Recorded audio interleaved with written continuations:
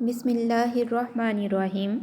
Lecture of Biology for 9th class. Today we will learn about community level as well as biosphere level.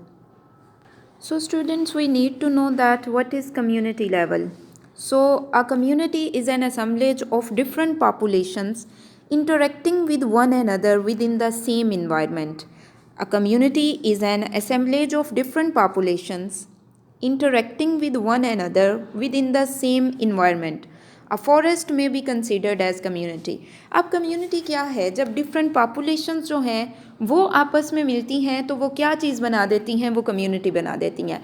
अब community की 2 types हैं, ठीक है. एक simple community है और कम्प्लेक्स कम्युनिटी है.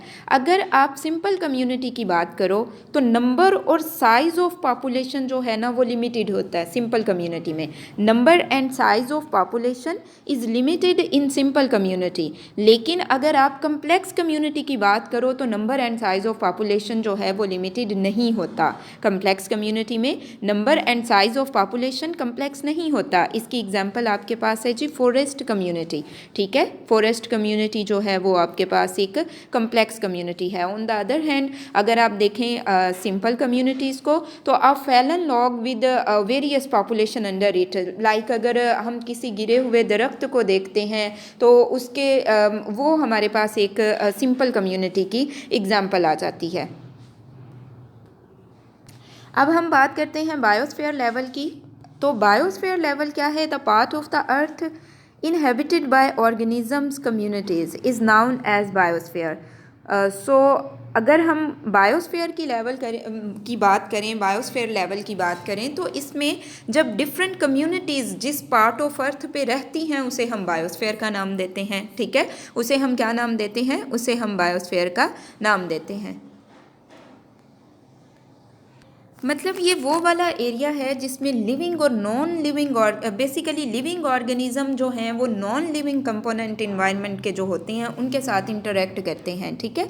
और इसको हम जो है basically zone of life on earth इसको हम इस तरह से भी कहते हैं. सो बायोस्फीयर लेवल क्या है कि डिफरेंट कम्युनिटीज़ जहाँ पे रहती हैं वो पार्ट ऑफ अर्थ जो है उसे हम बायोस्फीयर का नाम देते हैं. अब हम एक बार रिपीट कर लेते हैं जो हमने प्रीवियस लेक्चर में पढ़ा था.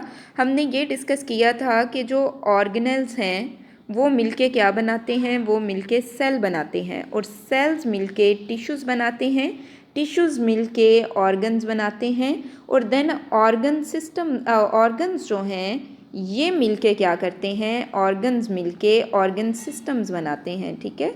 ऑर्गन सिस्टम्स बनाते हैं.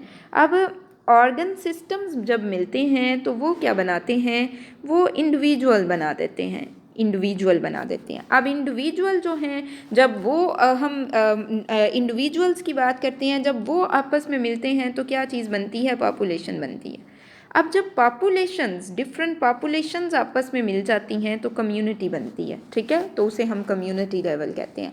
अब जब डिफरेंट कम्युनिटीज़ जो हैं जिस पार्ट ऑफ अर्थ पे रह रही हैं उसे हम कहते हैं ये बायोस्फीयर है, ठीक है. तो बायोस्फीयर लेवल हमारे पास बनता है.